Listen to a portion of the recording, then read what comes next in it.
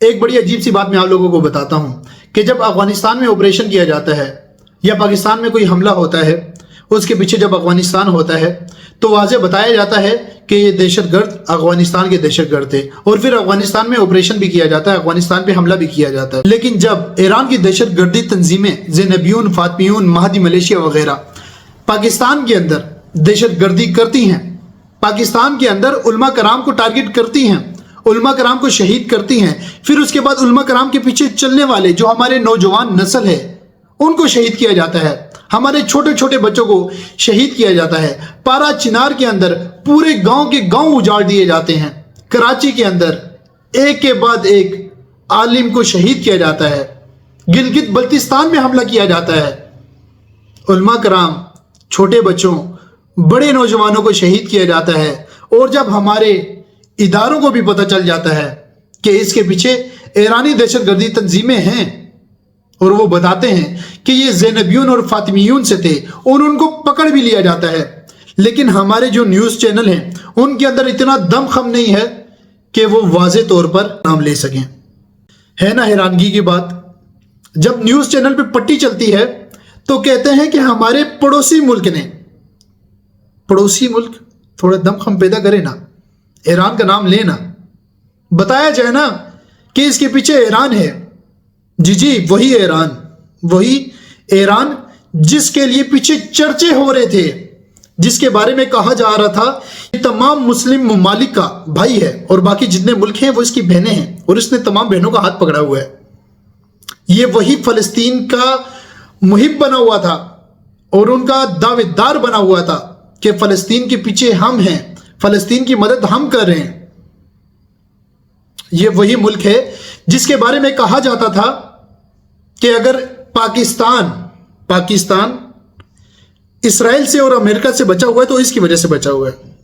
نہ ہمیں امریکہ اور اسرائیل سے اتنا خطرہ نہیں ہے، ہمیں جتنا خطرہ ایران سے ہے۔ ایران سے دہشت گردی تنظیمیں آتی ہیں، زینبیون، فاطمیون، مہدی ملیشیا وغیرہ، آ کر ہمارے علماء کرام کو شہید کرتی ہیں، ہماری نوجوانوں کو شہید کرتی ہیں، ہمارے بچوں کو شہید کرتی ہیں۔ پارا چنار میں پورے کے پورے گاؤں کو، پورے کے پورے علاقے کو آگ لگا دی جاتی ہے، ایک ڈاکٹر کا سر کاٹ کر دیوار کے اوپر رکھ دیا جاتا ہے، پاکستان کا جھنڈا گرا کر اس کو آگ لگا کر وہاں پہ زینبیون کا جھنڈا لگا دیا جاتا ہے، کھلی بغاوت کی جاتی ہے، ایک ریاست کے اندر نئی ریاست بنائی جاتی ہے۔ لیکن ہمارے نیوز چینل کے اندر اتنا دم خم نہیں ہے کہ ان کا نام لے سکیں۔ اتنی منافقت کیوں کہ ایک طرف افغانستان کا واضح نام لیا جاتا ہے اور ایک طرف ایران جب ایران کی بات آئے، ہمارے جو ادارے ہیں وہ بھی بتا دیں کہ اس کے پیچھے فاطمیون اور زینبیون ہیں، لیکن پھر بھی ایران کا نام نہیں لیا جاتا۔ اتنی منافقت کیوں؟ تو میرے بھائیوں، ایک عرصہ دراز سے میں آپ لوگوں سے لگا بھی ہوا تھا کہ ایران جو ہے وہ کبھی بھی مسلمانوں کا دوست نہیں ہے۔ ہم کوئی پاگل نہیں ہیں کہ اگر ایک ملک مسلمانوں کا ملک ہے اور ہمارے اچھے تعلقات ہیں تو ہم کوئی بے وقوف نہیں ہے کہ ہم آپس میں ایک فتنہ کھڑا کریں یا آپس میں لڑوائیں، یا آپس میں جو محبت ہے، جو ہمارے لین دین ہیں، جو ہمارے معاملات ہیں، ہم ایک عام سے شہری اٹھ کر اس کے خلاف آواز اٹھائیں اور وہ جو ایک امن قائم ہوا ہوتا ہے اس کو خراب کریں۔ ہم کوئی پاگل نہیں، ہم آپ کے ساتھ جو لگے ہوئے تھے وہ ابھی آپ کے سامنے واضح ہو چکا ہے۔ ایران ہی وہ ہے جس کے بارے میں ہم کہا کرتے تھے کہ یہ دہشت گردوں کا ملک ہے، یہ مسلمانوں کا قاتل ہے، یہ کبھی بھی مسلمانوں سے محبت نہیں رکھ سکتا۔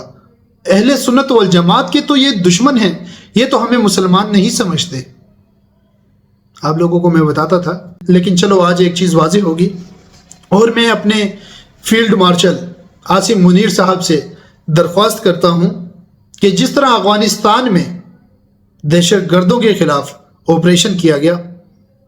اسی طرح ایران میں بھی ان فاطمیون، زینبیون کے خلاف آپریشن کیا جائے، اور پاکستان کے اندر بھی ان کے جتنے بھی اڈے ہیں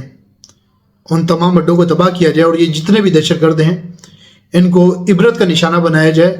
تاکہ آئندہ کوئی بھی علماء کرام جو کہ نبی صلی اللہ علیہ وسلم کے ورثہ ہیں ان تک نہ پہنچ سکے۔ علماء کرام جو ہیں ہمارے سروں کا تاج ہیں، ہمارے دین کے محافظ ہیں۔ تو میں اپنے فیلڈ مارشل عاصم منیر صاحب سے یہ درخواست کرتا ہوں کہ ایران میں بھی آپریشن کیا جائے ان دہشت گردوں کے خلاف۔ بہت شکریہ۔